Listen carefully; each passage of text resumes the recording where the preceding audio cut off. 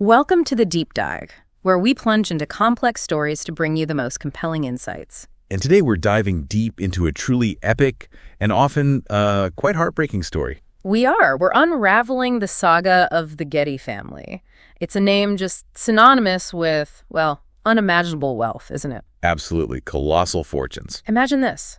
A man so incredibly rich, his fortune was almost as vast as the annual budget of a small country. No. Yet, despite having billions, he died alone, in his favorite armchair, with only security guards nearby.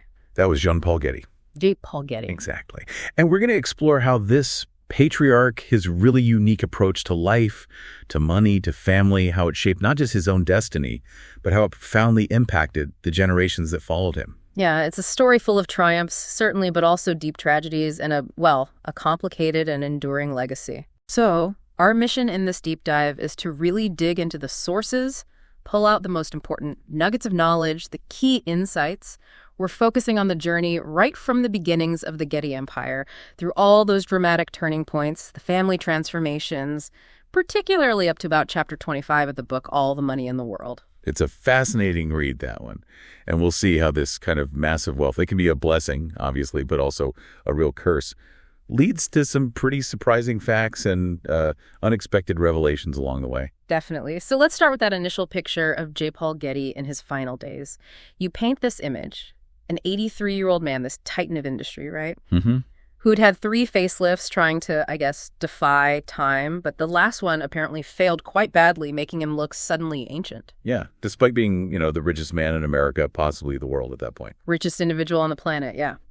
And his bizarre comfort, his preferred pastime, was having his mistress and companion of over 20 years, Penelope Kitson. Penelope Kitson. Read him G.A. Henty Boy's adventure stories. Yeah, adventure stories. That's unexpected. Isn't it?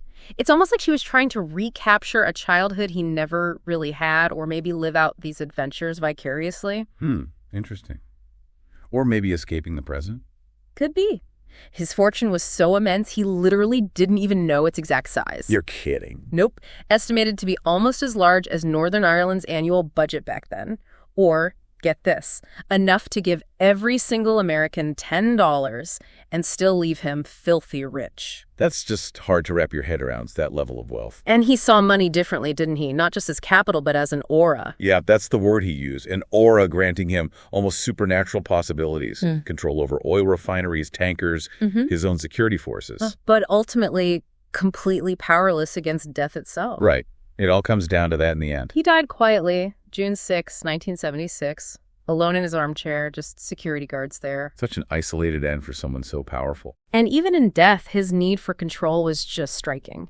He left specific instructions for his body to be laid out at Sutton Place, his English estate, like Duke John of Sutton Place, still guarded by security. Wow.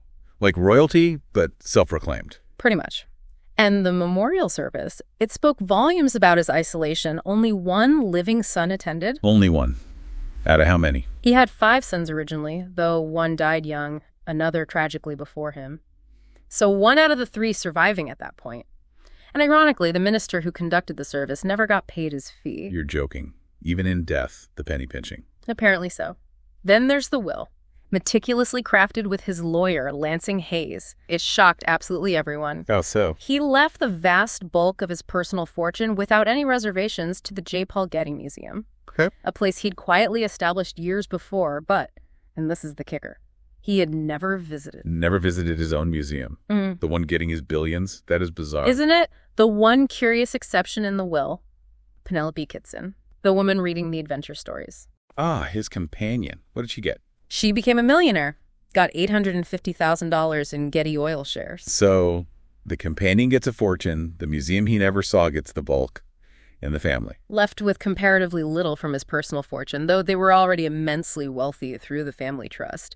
But yeah, this snapshot, what does it really tell us about his priorities, even at the very end? Well, it screams that his wealth became this tool for immortal control, didn't it? Not for personal connection, not enjoying. Immortal control, I like that phrase. Yeah. The museum he never visited, that super detailed will, even the strange Duke John instructions for his body. It all points to a man obsessed with outliving, without maneuvering everyone, maybe even death itself. Using his fortune as a substitute for Right. Human connection? Exactly. A proxy for the connections he clearly lacked or maybe couldn't handle. His legacy was built on assets, on things he could control, not affection. So that contrast, immense power and wealth versus this lonely end and this detached legacy, it really sets the stage, doesn't it? Absolutely. It tells you right away that for Getty, wealth wasn't about pleasure or even connection in the usual sense. It was about solidifying power, securing this kind of enduring influence that went beyond his own lifetime. And the museum becomes the perfect vehicle for that. Tangible, controllable. Precisely. Unlike messy human relationships.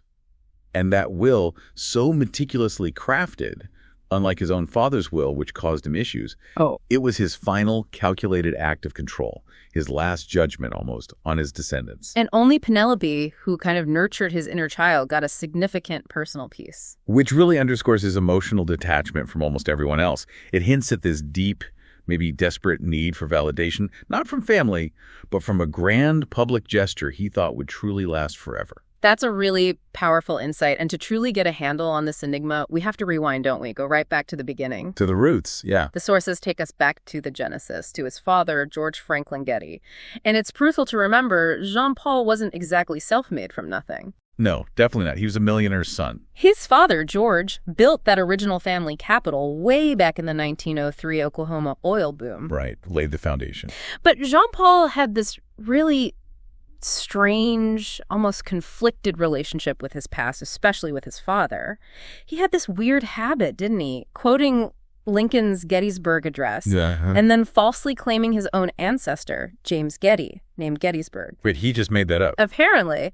It's such a bizarre fabrication for someone already so successful. What does that tell you about his need for justification, for status, even a made-up lineage? It suggests a deep insecurity, doesn't it? A need to feel, I don't know, more historically significant than just being rich from oil. And despite public praising his father, calling him a great man, a true philosopher who taught him everything, privately, Paul had intensely ambivalent feelings towards George. That ambivalence is key, I think. So, how did George's own background, his strict religious view of wealth, clash with Paul's later life? How did that lay the groundwork for Paul's own weird relationship with money and morality? Let's dig into that. George Franklin Getty, born 1855, had a rough start. Grew up poor in Maryland, orphaned at 6. Wow, tough beginnings. Raised by his uncle Joseph, who was apparently a notorious temperance preacher. That explains a lot. Definitely. Instilled this rigid, fundamental Christianity and a lifelong absolute hatred of alcohol.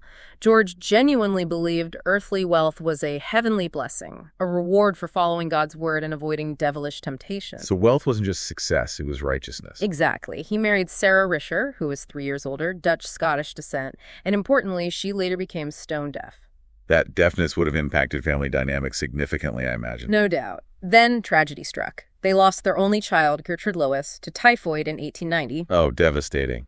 Deeply affected George. Tested his faith. He even dabbled in spiritualism, trying to contact her. Really? That seems at odds with the rigid Christianity. It shows the depth of his grief, I suppose. But afterwards, he doubled down, turning to Christian Science, reinforcing that belief. God rewards piety with prosperity. Okay. And into this intense, puritanical, grief-stricken household. Jean-Paul Getty is born December 15th, 1892. Seen by his parents as a Christmas present, a compensation for their loss. Talk about pressure on a kid. Right. And despite Paul's later boasts about emotional control, he found this rigid family life intensely boring and limited. He felt stifled. Totally. He harbored this secret rebellion, wanted to escape, even dreamed of being a tramp, free from it all. A tramp. From millionaire's son to dreaming of being a tramp. That's quite a contrast. Isn't it? The family moved to Los Angeles, which isolated them further because of Sarah's deafness and their avoidance of alcohol and other social vices. So this environment fostered independence. Independence, yes, but also self-reliance and reclusiveness, traits that defined Paul later. And his rebellion started early. Sexual escapades at 14, seen as a great sin by his devout parents. Predictable clash there. And then the famous Chadwick car incident perfectly captures it. He secretly borrows his dad's impressive car, picks up girls, and spills red wine on the upholstery. Red wine! for the son of a strict teetotaler left indelible stains. It wasn't just a mistake, it was a clear act of defiance. Absolutely, a symbolic stain against everything his father stood for. So the seeds of his complex, maybe even hypocritical character were sown very early on. Exactly. This blend of ingrained Puritanism and this powerful rebellious streak. But the surprising thing is that tension never really went away, did it? He publicly respected his father, yet his actions constantly pushed against those boundaries. Always testing the limits. Like his early European adventures. At 18, he goes on this supposedly life-changing trip with his parents, who he found stuffy, but he was secretly itching for solo exploration, for freedom. Freedom he wouldn't really get until he had his own money, right? Precisely. Interestingly, his mother, Sarah, was surprisingly supportive of him going to Oxford. His father, George, less keen, gave him only a modest $200 monthly allowance. $200. Even back then, for someone from that background. Paul saw it as an insult, fueled this fierce resentment. He accused his father of mean behavior, compared himself unfavorably to William Randolph Hearst, who inherited millions in a newspaper at 21. So even then, a sense of entitlement, feeling hard done by despite his privilege. Absolutely. Believed his father was deliberately holding him back. Which connects back to that moral inconsistency you mentioned, his father's religious beliefs clashing with Paul's own relentless drive for wealth and freedom. Yeah. He wanted independence from his father, but also seemed to crave his approval, didn't he? Especially through success. It's a paradox, and becoming a millionaire on his own, as the source puts it, was the key that unlocked that freedom. It let him lead that virtual double life. Ah, yes, the double life. Devoted son at home. An utter playboy elsewhere. Fast cars, faster women, nightclubs, bootleg gin, the works. And his parents, especially Sarah, just tolerated it. Silently tolerated it. Chose peace over confrontation, apparently hoping he'd eventually come around like the Apostle Paul on the road to Damascus. Wow. That's a lot of faith. Or perhaps willful blindness. And this silent acceptance, this pact, it ingrained in him what the source calls the moral power of money. The idea that wealth somehow excused or erased moral failings. Exactly. As long as he was successful, his personal behavior could be overlooked, even justified in his own mind. And this moral power certainly seemed to play out in his relationships, particularly his marriages. Oh, definitely. A string of incredibly complicated, ultimately failed marriages. First one, 1923, he's 30, she's just 17. Jeanette Dumont, kept it secret initially. 17, wow. And the parents? Surprisingly overjoyed when they found out. Supportive, helped with an apartment. Then his first son, George Franklin Getty II, was born in 1924. Named after his father, despite the ambivalence. Exactly. Though Paul later chillingly said he never wanted the child. A real foreshadowing of his later detachment. Oof, that's cold. Then a quick, seemingly amicable divorce from Jeanette, followed almost immediately by marriage number 2. Aline Ashby, 1924, down in Mexico. Wait, immediately? Was the first divorce even final? Nope. It was actually bigamy. Good grief. And all this while his father, George, is having health problems. Yeah, George had a stroke in 1923, became even more fervent in his Christian Science beliefs, condemning adultery and divorce as sins on par with murder. So his son is committing bigamy while he's preaching against divorce. The hypocrisy is staggering. You'd think it would cause a massive rift, but somehow, despite George's clear disapproval, Paul, George, and Sarah still went on this apparently happy European vacation together in 1927. Really? They just papered over the cracks? Seems like it. But Paul, true to form, ditched his parents early to hit the Parisian nightlife, and disturbingly, during that same period, he expressed admiration for the efficient rule of the Nazis in Berlin. Efficient Nazis? Yeah. That's deeply unsettling. What does that say about his worldview? Beyond just the complicated marriages. It speaks volumes about his ability to maintain that double life, doesn't it? How did he manage it? And what do these rapid-fire marriages and unsettling observations tell us? Well, the double life was maintained through sheer transactionalism and emotional distance, I think. He saw relationships, even marriages, as manageable, controllable, disposable almost, when they interfered with his business or desires. And his parents' tolerance was key. Crucial. Especially Sarah's. They prioritized keeping some connection, however flimsy, over confronting him. They hoped he'd reform. And the quick marriages, what do they signify? A constant search for novelty, maybe, but a fundamental inability or unwillingness to commit deeply. Each was a new pursuit, abandoned when it became inconvenient or, as the source says, an annoying obstacle to his real passion, building the empire. And the Nazi comment. That highlights his almost amoral pragmatism, doesn't it? If something appeared efficient, orderly, successful, he admired it, regardless of the ethics or the human cost. It's a chilling foreshadowing of how his business success often trampled over conventional morality or human feeling. So he used that moral power of money to navigate everything. Wealth justified the means in his eyes, made him exempt. Exactly. He saw the world through a purely transactional lens. People, principles. They were assets or liabilities to be managed for his ultimate gain. Which brings us to his father's death. While it consolidated finances, it seemed to leave Paul with this deep need to prove himself, didn't it? Oh, absolutely. A renewed, almost desperate drive. Leading to that pivotal period, the motherly trust era, his relationship with Sarah and his own strategic ambition really came to the fore. Right. After George's death, the directors of George Getty Inc. made Paul president. But they kind of underestimated him, didn't they? Massively. They thought his one-third minority stake wasn't enough for real control. They completely missed where the actual power lay. Which was with his mother, Sarah.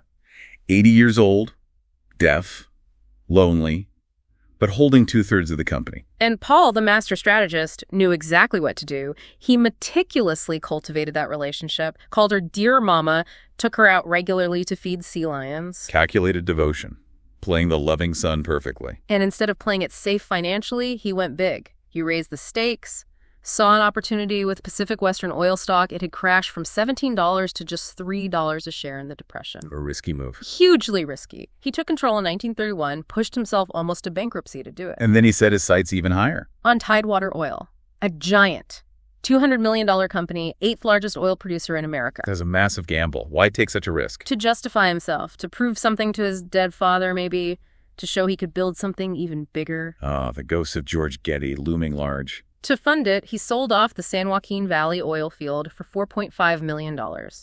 Then secretly started buying up Tidewater stock, hiding his identity, manipulating the market. Clever maneuvering. And crucially, his success with Pacific Western, especially after an earlier loss, it silenced the critics talking about his immorality. Ah, reinforcing his belief. Wealth equals righteousness. Success washes away sin. Precisely. So he played the game brilliantly, especially using his mother. How did that relationship become such a key part of his business success and maybe his own attempt at finding peace? Well, that relationship with Sarah wasn't just personal. It was pure strategy. He knew exactly where the power resided in the family assets, and he leveraged her love, her loneliness, her trust to gain control. It wasn't just him manipulating her, though, was it? She had some business sense left. Oh, yes. Sarah was no fool, even then. She secured a promissory note with fixed interest for her shares.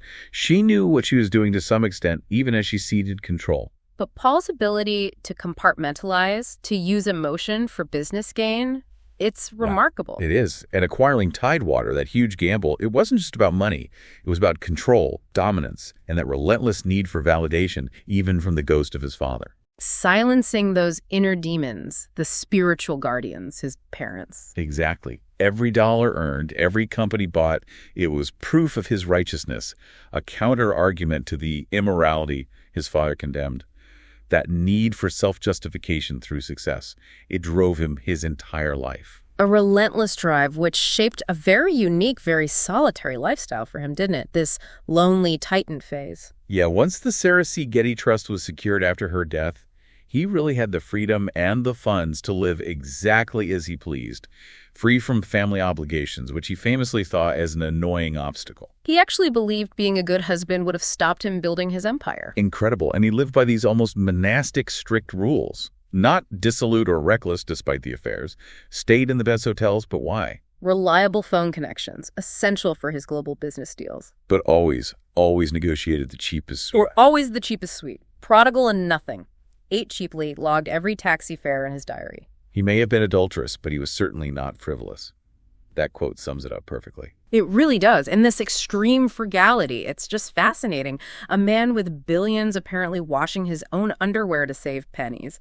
What is that about? What does it tell us about his relationship with wealth and himself? It's more than just saving money, isn't it? It feels like a deep psychological need, straight out of that puritanical upbringing. Distrust, maybe? Yeah, maybe. And this connects to his other obsessions, like his collecting and his identification with Emperor Hadrian. How does that fit? Does it offer some kind of justification for this weird lifestyle? Is that a common thing among the super rich? It certainly can be a coping mechanism. Look at his collecting. Penelope Kitson nailed it. He was too business-minded for true masterpieces, lacked artistic emotion. He became an expert by reading books, visiting museums. Methodical, like business. Exactly. And he realized prices crashed in the Depression. So he bought top pieces at rock-bottom prices. His absolute rule, everything he acquired had to be a bargain, even art. Even the famous Pierre Hotel in New York, bought for $2.35 million, built for $6 million. Just because it was a bargain he couldn't possibly lose money on. It wasn't about enjoying the hotel, it was about the deal. And that bizarre little book he wrote on 18th century France, described as sounding like a fact-obsessed 12-year-old boy. All intellect, no real aesthetic feeling. And the reincarnation belief, that seems pretty out there. Influenced by Henry Miller's line about sex being one reason to believe in reincarnation, the other 8 being unimportant. But it went deeper. He visited Emperor Hadrian's villa. Villa Adriana, yeah. And became convinced he was Hadrian in a past life. Hadrian was also the richest man in the world, ruled from home. Getty saw himself as practicing a stoic Roman lifestyle. A bit snobbish, wanting to descend from an emperor. Definitely. But it provided this grand, almost cosmic justification for his wealth, his reclusiveness, his focus on accumulation. It made it seem like his historical destiny, maybe even a spiritual path. While completely neglecting his actual children. Right. Claimed to be a loving, devoted father in his diaries, but almost never saw them. Showed almost superhuman lack of interest until they were old enough to be useful to him in his beloved dynasty. Useful. Back to that transactional view of people. Absolutely. They were assets, or potential assets, in his grand dynastic scheme. Nothing more until they proved their utility. Such a lonely way to live. But this obsessive focus, it did lead to his biggest coup, didn't it? The neutral zone concession. Yes. Around 1948, what he called the luckiest bargain of his life, the ultimate gamble. All or nothing. He decided to go for the Saudi concession in that zone between Saudi Arabia and Kuwait, passionately, decisively, despite never having even been to the Middle East. Incredible faith in his own gut feeling. He sent a young geologist, Paul Walton, to negotiate. But Getty himself spent 4 intense days with Walton in Paris, detailing every single step, from the opening bid to the absolute maximum price. Total micromanagement, even from afar. Purely on instinct. No research reports initially. But his instinct was spot on. Aerial surveys later showed those dome-shaped hills, suggesting it was part of the huge Bergen oil field. So he risked everything based on a hunch that turned out right. What does that tell us about him? It says he was willing to bet the farm literally everything, his personal fortune, the trust's capital, everything he could borrow on his own judgment, without even seeing the place. How does that kind of risk-taking epitomize the empire builder mindset? Well, it connects directly to that need for control and validation, doesn't it? This wasn't just business. It was his personal adventure story, the ultimate test of his own genius. More thrilling than any G.A. Henty book. Absolutely. And his paranoia during the negotiations. Forbidding phone calls, demanding anonymous airmail letters that took 9 days. 9 days. Imagine the stress waiting for news. But he kept that poker face.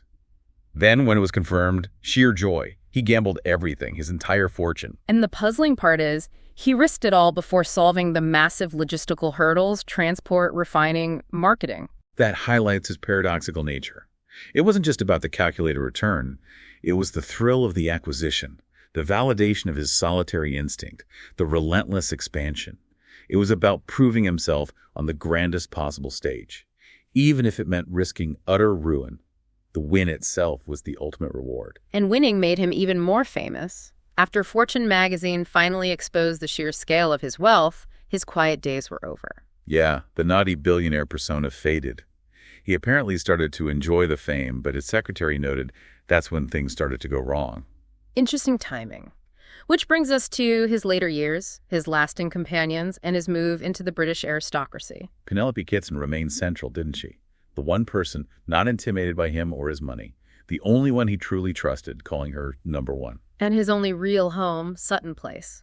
That magnificent English estate.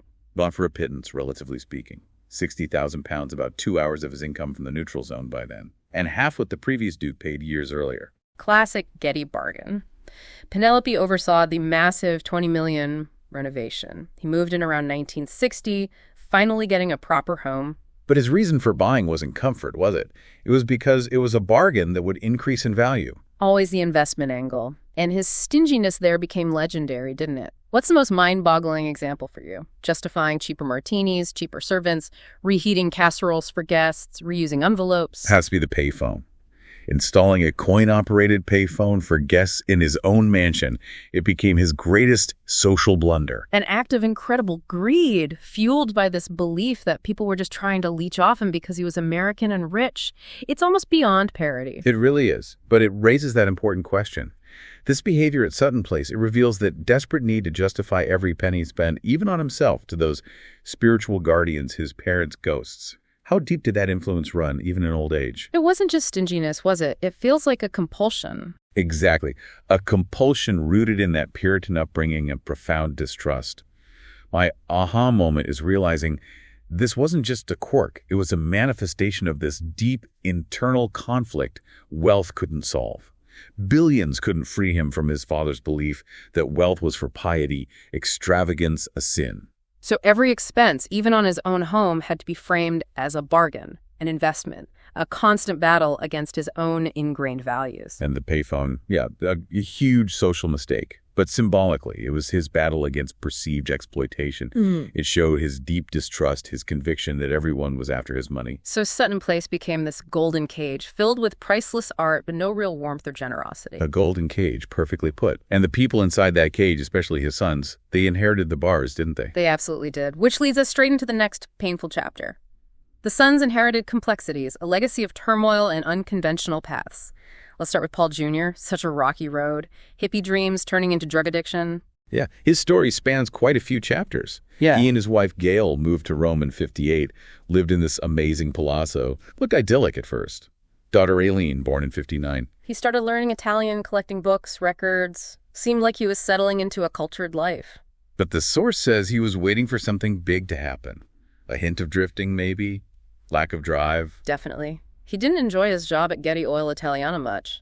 Why bother when he knew the Cersei Getty Trust inheritance was guaranteed? The curse of unearned wealth, leading to dolce far niente, the sweet idleness. He transformed, grew the beard, got the John Lennon glasses, became a hippie, rarely went to the office, grew distant from Gail and the kids. And this is where the wealth, the freedom, and the addiction really start to intertwine destructively, isn't it? Yeah. How did that idle lifestyle, combined with being a Getty, lead him down that path? His relationship with Talitha Pohl seems pivotal. She encouraged his counterculture leanings. He saw himself as a natural hippie. They went to Thailand together. That's where the serious drug use started. Apparently so. First significant experimentation. And Talitha had her own hidden trauma, didn't she? Scars from a concentration camp. Her carefree vibe was often a cover. Deep insecurity masked by flirtatiousness. And Clausen von Bülow introduced them. Another notorious name. Indeed. Back in Rome, they lived in this luxurious penthouse, seemed cooler and hipper than anyone, but underneath, growing unhappiness, depression, especially from Talitha as the heroin addiction took hold. A glamorous facade hiding deep despair. It's truly heartbreaking. The wealth didn't buy happiness, it just seemed to enable a faster slide into addiction. And then tragedy struck at Queen's House in Chelsea. The house Paul Jr. bought because of the connection to the painter Rossetti. Exactly. He felt a connection to Rossetti's romanticism, his attitudes towards sex, even his drug use. Paul Jr., deep in heroin addiction, found a strange solace there. And that's where Talitha died, July 1971. Yes. Suddenly, Paul Jr. is in deep trouble. Drug possession was a crime in Italy. An investigation could expose everything, land him in jail. So he fled. First to Bangkok to escape the immediate heat, then back to Italy, deeper into drugs, fueled by guilt. There was debate about her death overdose, alcohol and sedatives. The autopsy found heroin traces but was inconclusive. A messy, tragic end. The threat of the Italian investigation eventually forced him to flee to London in '72. Never went back to Italy. Queen's House became his sanctuary for Talitha's memory, but a ghetto for his own oblivion. Preserved her things meticulously, lost in drugs and grief. How much of this downfall was the money, the lack of purpose? It seems like a huge factor. The unearned wealth created that void, the dolce far niente, which addiction filled so easily. Combined with the pressure, the legacy, the distant father, it was a toxic mix. Yeah. And speaking of the father, his reaction, how did that reflect his own rigid values? His belief that wealth equaled righteousness? J. Paul Getty, through all this, just kept getting richer. Personal fortune, $290 million. The trust, $850 million by '71. Seemingly untouched by his son's agony. His reaction to Talitha's death and Paul Jr.'s addiction was Whoa. Cold. Unsparing, his verdict. No Getty can be a drug addict. Simple as that. Wow. Just complete denial or condemnation. Condemnation.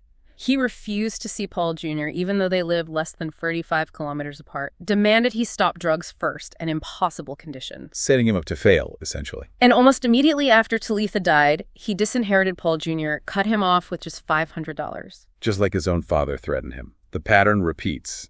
Chilling. It is, but the source hints at a crack in the facade. Getty was described as vulnerable underneath, small, suddenly very alone.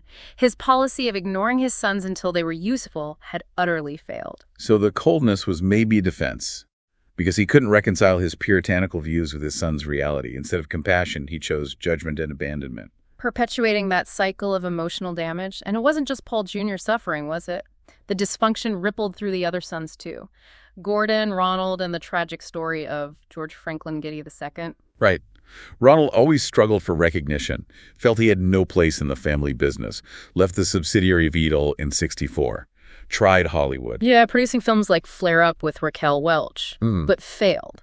And his father's comment was just brutal. They'll still have the knowledge and your money. Ouch.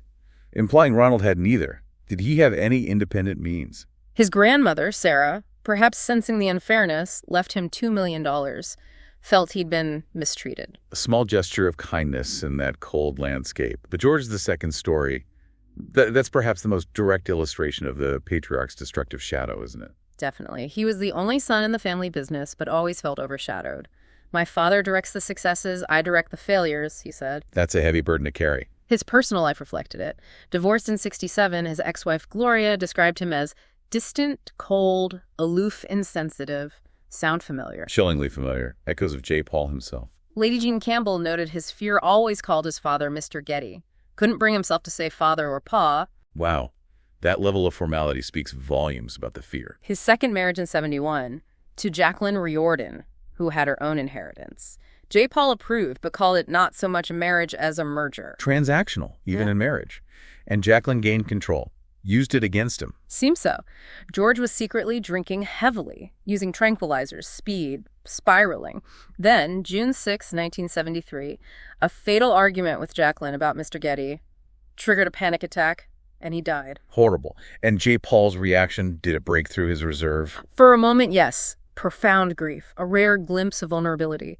He compared losing George to losing his dog, his parents, his other son Timmy, who died young. So across the sons, Ronald struggling for purpose, George destroyed by the pressure. It's a clear pattern. The wealth amplified the inherited trauma. A truly agonizing cycle. And the absolute climax of this family dysfunction, the event that fractured everything, came just a month after George II's death. The kidnapping. A kidnapping. A family fractured by ransom.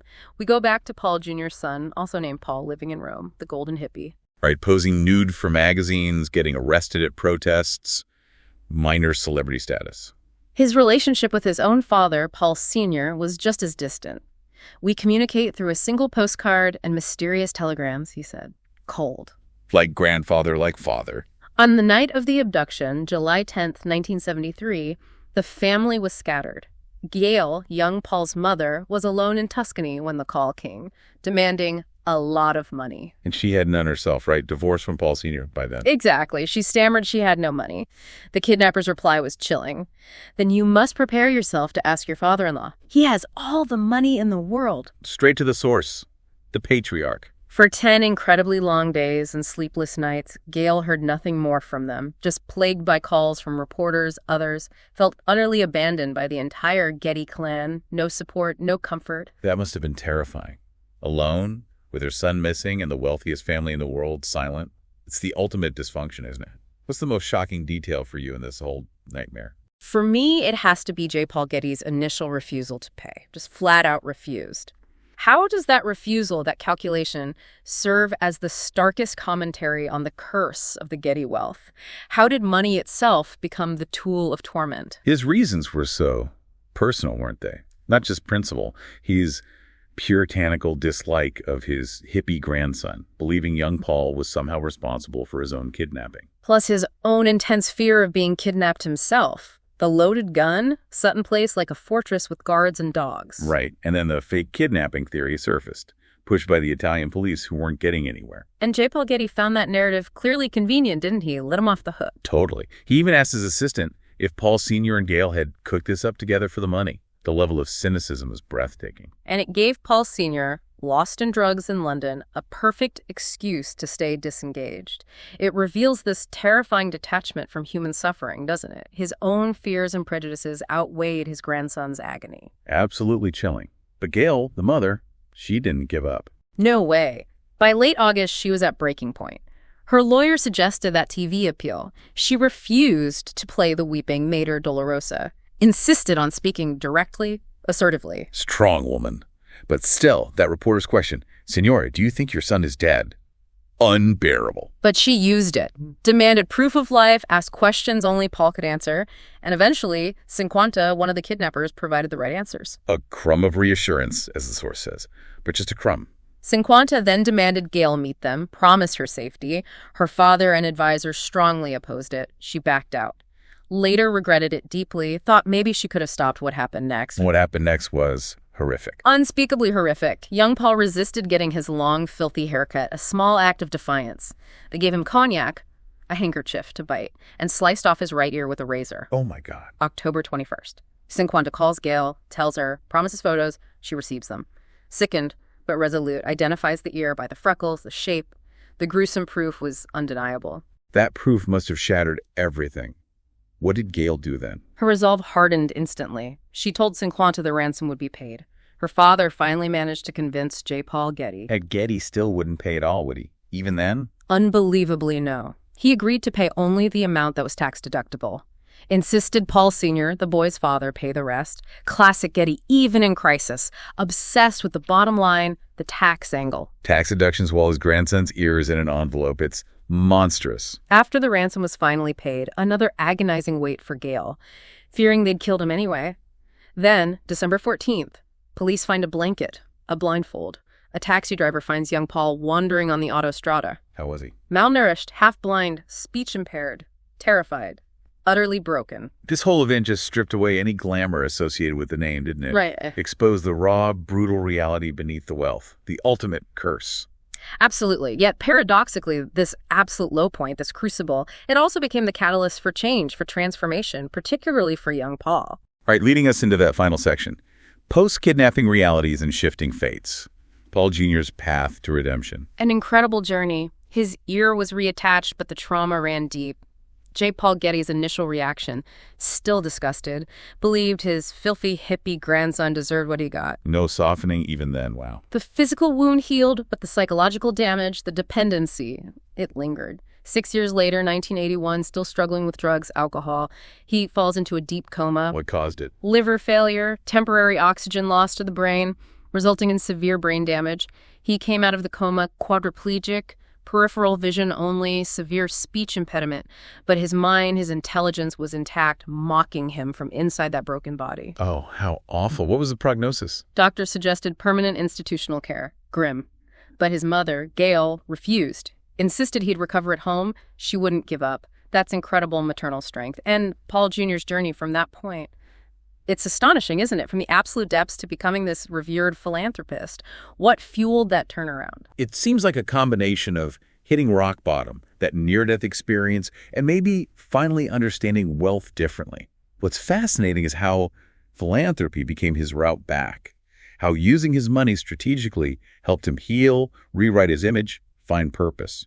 His first reaction to getting his inheritance after the big Getty oil sale was telling, wasn't it? That Christian impulse. Yeah, echoing Christ's words about camels and needles. He genuinely felt he should give it away. Father Miles became a key influence then. Helped him vow to quit drugs, led to that 15-month stay in the London clinic. Which he called more like a hotel than a hospital. Then his reemergence, carefully managed by friends like Christopher Gibbs and establishment figures like Lord Rothschild, Lord Gowery. And the huge donation, $50 million to the National Gallery. That got attention. Big surprise. Secured him a knighthood from the Queen in 1986. He embraced his new British citizenship wholeheartedly. Became passionate about cricket, too. The self-appointed godfather of British cricket. Donated millions for the Lord's Tribune. That brought him genuine popularity, acceptance by the English upper class. A world away from his hippie past. And Wormsley, his estate. $60 million spent over 7 years turning it into his vision of an English paradise. A classic nobleman's home, amazing library. He also found family connection there, didn't he? Became a father figure to Victoria's sons, Tariq and Zayn. Showed off his longhorn cattle.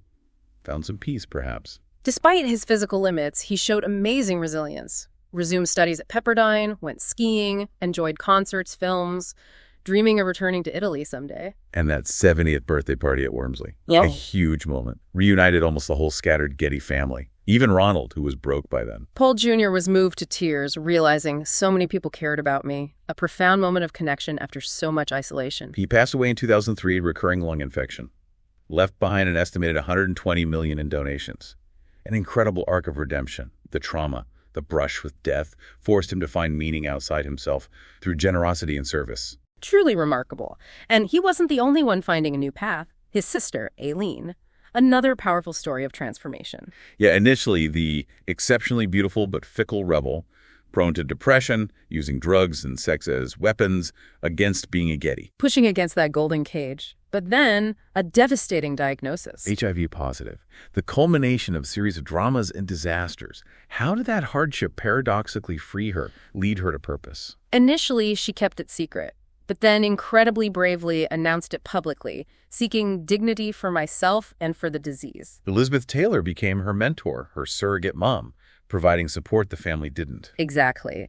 And Aileen courageously revealed the real cause unprotected sex due to fear of rejection, not a blood transfusion, humanizing AIDS when the world averted its eyes. That took immense courage. She became this powerful voice for female AIDS victims, found genuine camaraderie with others suffering, gained self-respect, purpose, and a renewed desire to stay alive. So the illness, the hardship, forced her to find meaning and connection outside the bubble of wealth.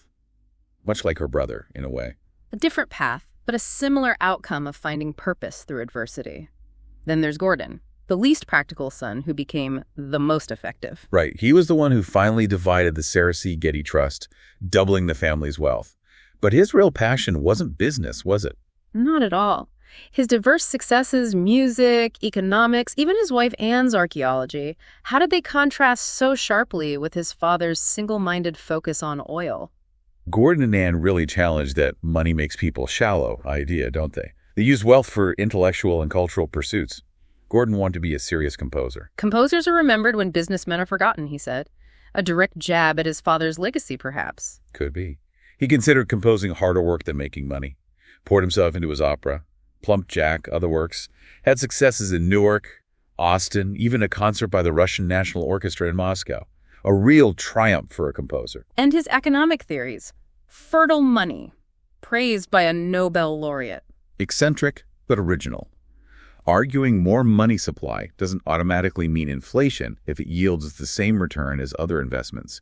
He thought deeply about things beyond just making money. And his wife, Anne, after the failed publishing venture. Grove Weidenfeld, lost about $15 million there. Her real passion was archaeology. Her funding led to Professor Tim White discovering Australopithecus ramidus. That 4.5 million-year-old hominid fossil, claimed as the missing link. A huge scientific contribution, funded by Getty money, channeled through Anne's passion. Gordon's personal involvement in funding his causes, even if it meant cutting ties elsewhere, showed a different kind of responsibility, didn't it? An investment in ideas, in culture. Absolutely. They used wealth to fuel significant advancements, finding purpose far beyond just managing the fortune. Which brings us to Ronald. His story highlights the power of family, even a fractured one, to eventually offer support, doesn't it? Definitely. He faced complete ruin in the early 90s. Bad hotel investment, massive personal debts, lost his home, total devastation. Naivete and misplaced trust cost him dearly. How did that family reunion at Wormsley change things for him? It was crucial. For the first time, he felt he finally belonged. That emotional connection mattered immensely after a lifetime of feeling excluded. And then his brothers stepped up, didn't they? Yeah, Gordon and Paul Jr., it shows that even deep wounds can heal, that the curse can be mitigated when family chooses support over isolation. They gave him advice, paid lawyers, set up a fund to settle debts, helped him clear bankruptcy. A complete turnaround from the old patriarchal pattern of abandonment. Revolutionary for the Gettys. His eventual move to Germany, his mother's homeland, where he always felt at home, feels like a final resolution, finding belonging, finally. So after tracing this whole epic multi-generational saga, what's the ultimate takeaway? We've seen the ambition, the loneliness, the empire building, the tragedies, the resilience, the redemption. It feels like the curse did lift, particularly after Gordon distributed the trust in the 90s. It proved that, quote, attributed to Francis Bacon, right? Money is like manure. It is only good if it is spread. The family found happiness, purpose, reconciliation only when the wealth was distributed or used for something other than just making more money, transforming it from a burden to a tool. Exactly. So after all the triumphs and tragedies, what does this story tell us about immense wealth and the real meaning of legacy? Well, J. Paul Getty got his immortality, didn't he? The J. Paul Getty Museum, hugely rich, hugely popular, just as he planned, maybe. He did, but it was Paul Jr.'s legacy, the knighthood, the massive arts donations that feels more earned, more human, a legacy built from overcoming suffering, not just hoarding assets. And that moment at Paul Jr.'s funeral, Cardinal Murphy O'Connor reading about the rich man and the eye of a needle. Echoing Paul Jr.'s own motivations, the Cardinal's assurance that God would remember our brother Paul. It offered hope, didn't it? Reconciliation, peace, even spiritual redemption seemed possible within this incredibly complex, often tragic story. So the ultimate lesson seems to be, what? Wealth doesn't guarantee happiness. Or purpose, or connection. In fact, if mishandled, it can breed isolation, dysfunction, suffering. The real Getty legacy, maybe, isn't just the oil empire, but the descendants' conscious choices to redefine their relationship with that wealth. Moving from accumulation to service to intellectual pursuits to rediscovered family bonds. Using wealth as a means to contribute, not just an end in itself. That's where the meaning seems to lie. So we've journeyed through nearly a century. George Franklin Getty's ambition, J. Paul Getty's lonely reign, the tumultuous lives of the next generations, empire building, anxiety, isolation, tragedy. But also resilience, kindness, philanthropy, and a reshaping of destiny. The Getty name now evokes art, music, science. A much more complex picture than just oil and opulence. Which leaves us with a thought for you, listening. What does this extraordinary story mean for you? Does immense wealth bring the freedom it promises, or does it carry a hidden cost? The Getty saga invites us to think.